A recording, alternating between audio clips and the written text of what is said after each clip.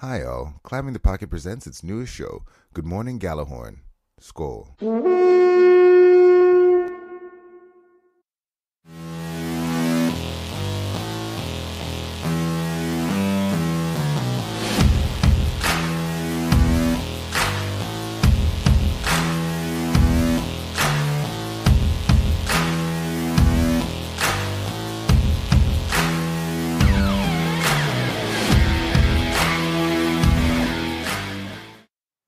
Hey everybody, this is David here, and welcome to the first ever episode of Good Morning Gjallarhorn.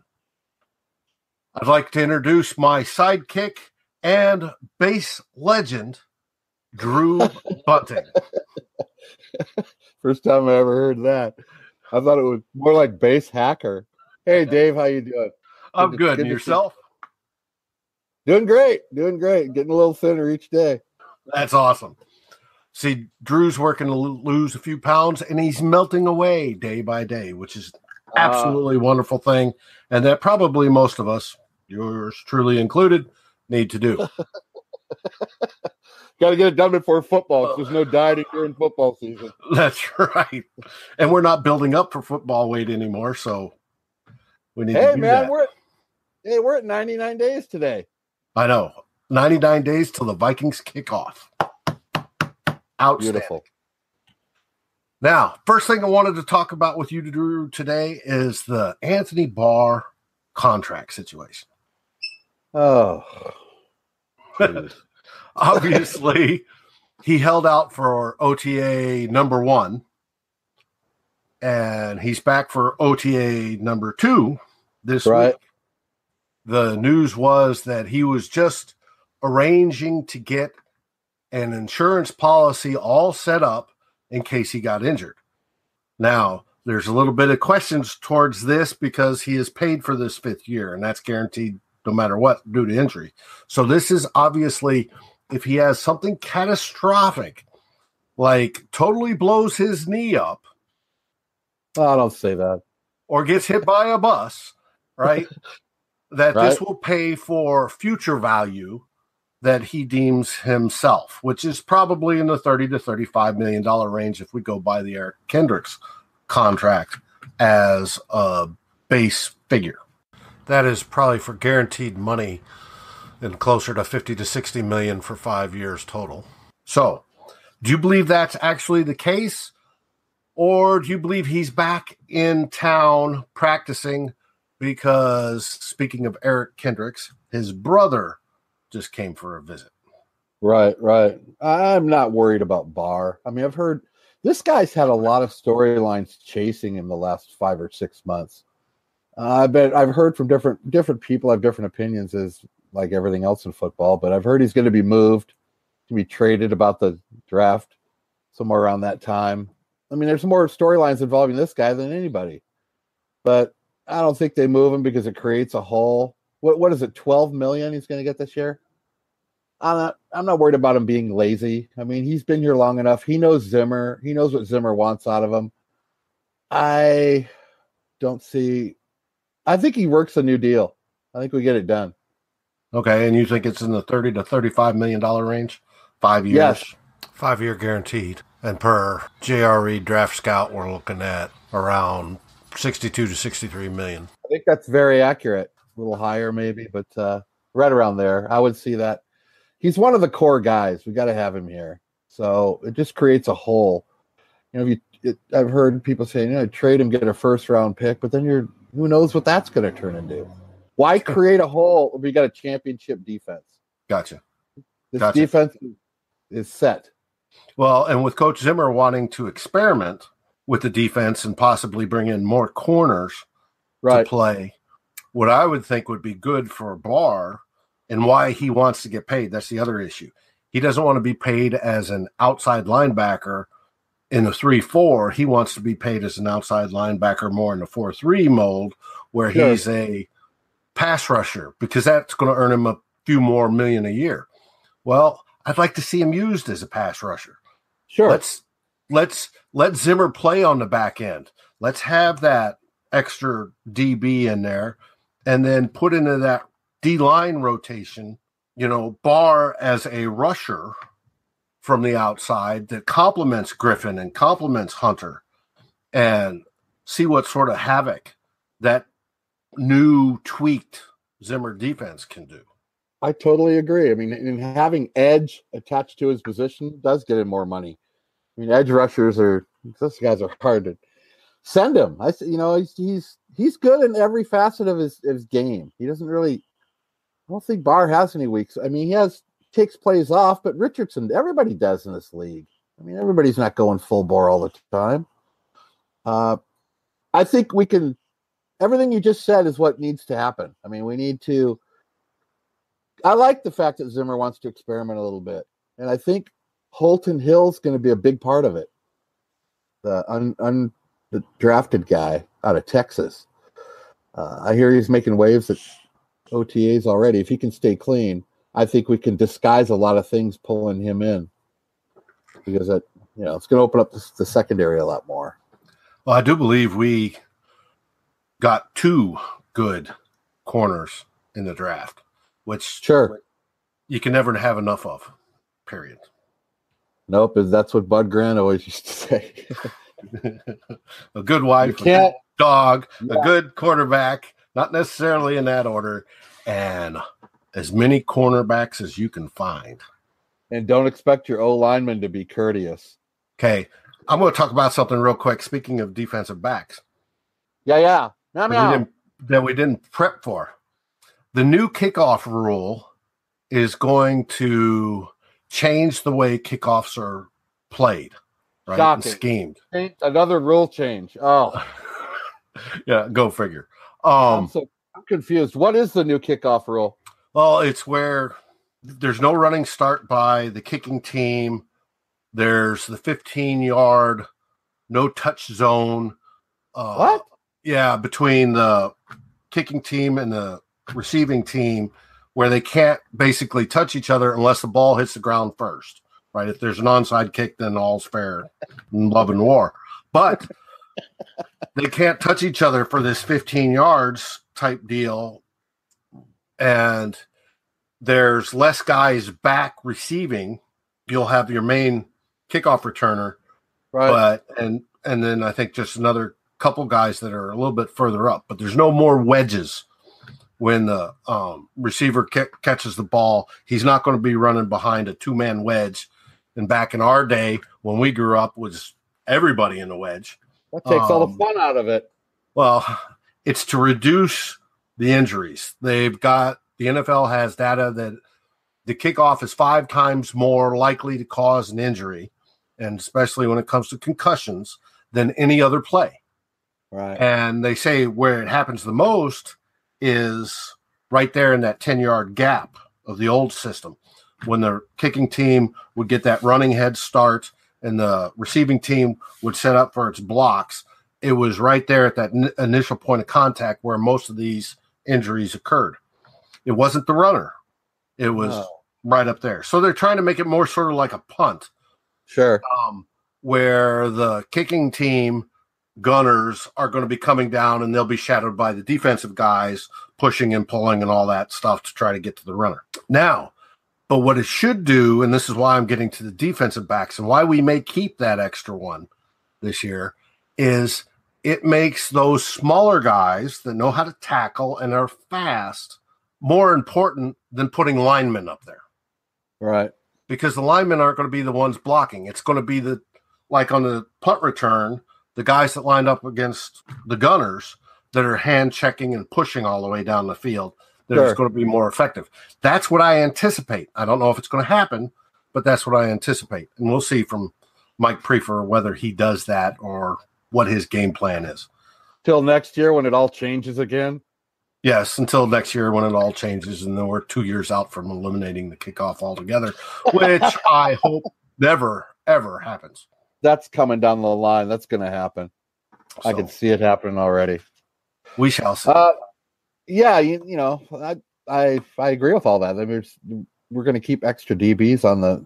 You got to have good depth there anyway. I mean, I'm still worried about it. I feel like we're a little thin, but we could have 16 corners on our team, and Drew would still think we're thin at corner. I'm just kind of paranoid about that. I'm paranoid about that position.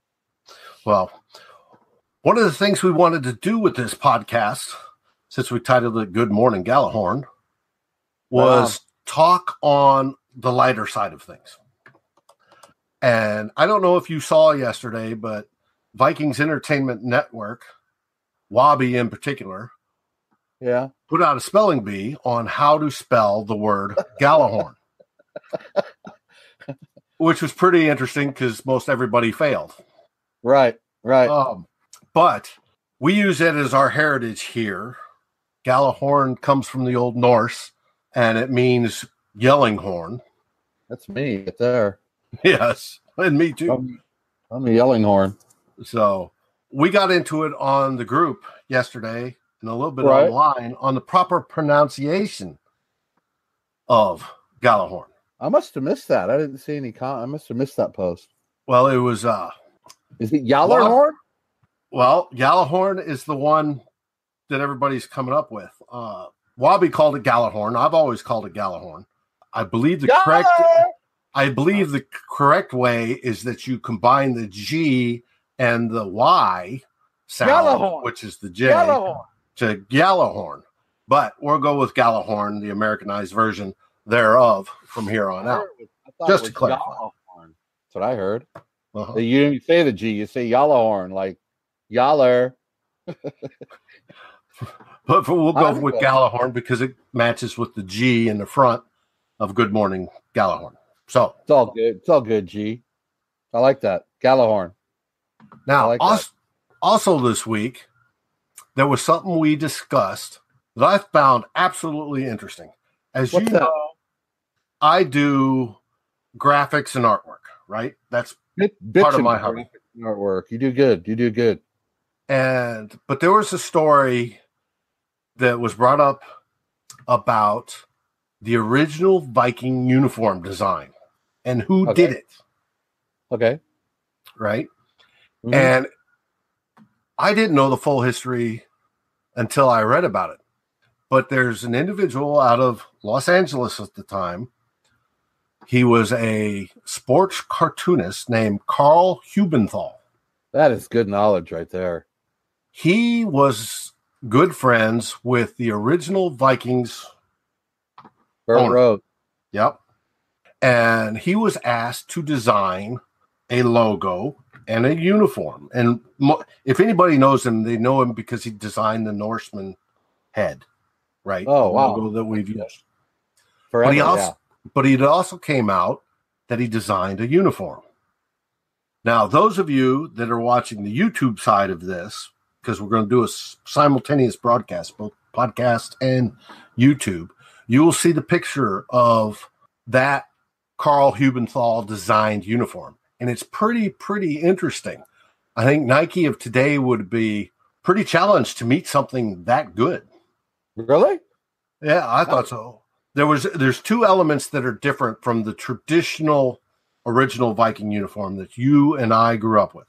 The socks are different. I know that. They have the socks and is the least liked thing about me, and we're definitely canned straight from the get-go.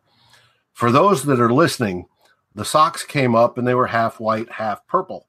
But on the upper half that was purple, they had white stripes that simulated straps. They were straps that would hold on a sandal or straps that would hold on a mukluk of a true Viking warrior back in the day. Oh, okay. Now I follow what. Now I know what Hubenthal was doing, or Hubenthal, or yeah. Yep. And that was canned right off. And it does look a little goofy. I can understand the thought process behind it, but it did look a little goofy.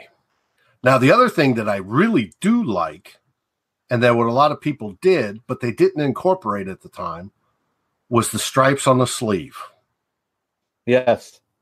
The stripes on the sleeve being parallel to the ground, but on the outer part of the sleeve, the center of the arm, they made a V shape downward, sort of like a chevron you'd see in a military symbol, military rank.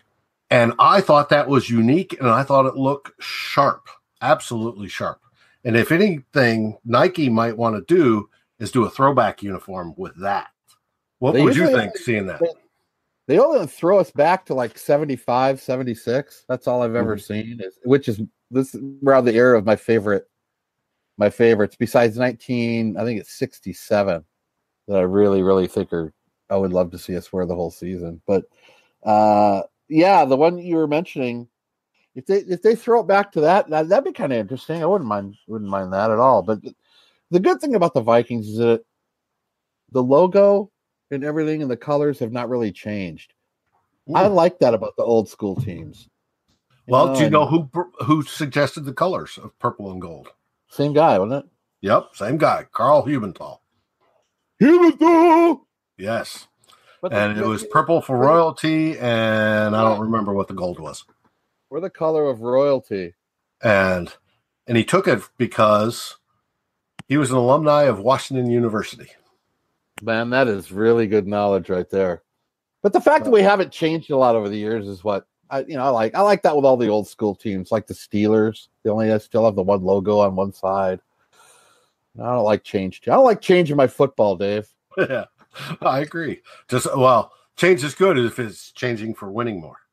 So I love those. I love the 75 unis, though. Those are something else. They were sharp. I agree with you. They were sharp. For those that you are watching, you'll get to see this on the YouTube. For those that are listening, we will include the links below when Jason Brown, or Climbing the Pocket podcast, will post it. And so you'll all be able to check it out. By the way, Jason Brown does a hell of a job with Climbing the Pocket. He sure does. Really, really good show. One of the only ones I can listen to. And you get bombarded by shows, but you got certain ones in your file with a gold star by them. That's one for me. Oh, I agree with you. And they're a bunch of younger guys than us. The next generation, I think they're doing a fantastic job to carry the torch of Viking fandom and talking about it and going further than we ever did. We're fading out, bro. Yeah. But that's all right. Nothing wrong with that. We're enjoying we got to get that championship. It's all about getting that one for now. One before we die. I agree with you. People say, hey, Drew, you want to be a dynasty? No, I just want to win one. All right. Can we just win one? Anyways, I see your birds are telling us it's time to go. Yep, they're squawking a little bit, but wow, this is really cool. Thanks for having me as part of this whole deal. I'm really excited about it. Well, I think this is going to be fun, and we're going to try to do more and more. We're going to start out with once a week and see how that goes, and hopefully get to almost daily.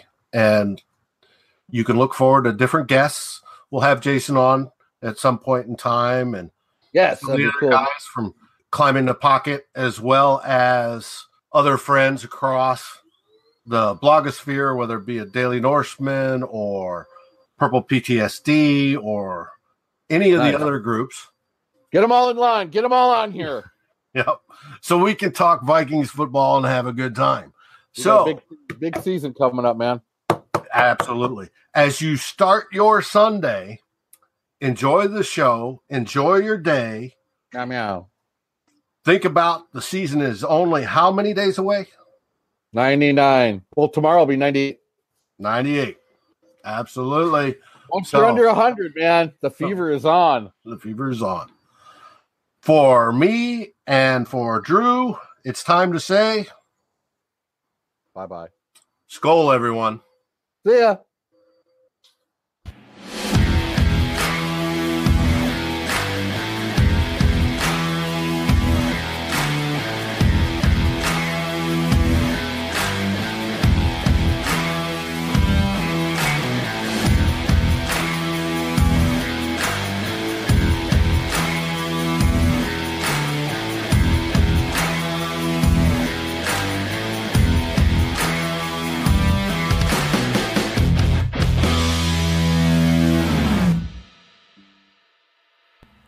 You can find me, David Stefano, on Twitter at Luft_Krieger. That's LUFT_KRIGARE.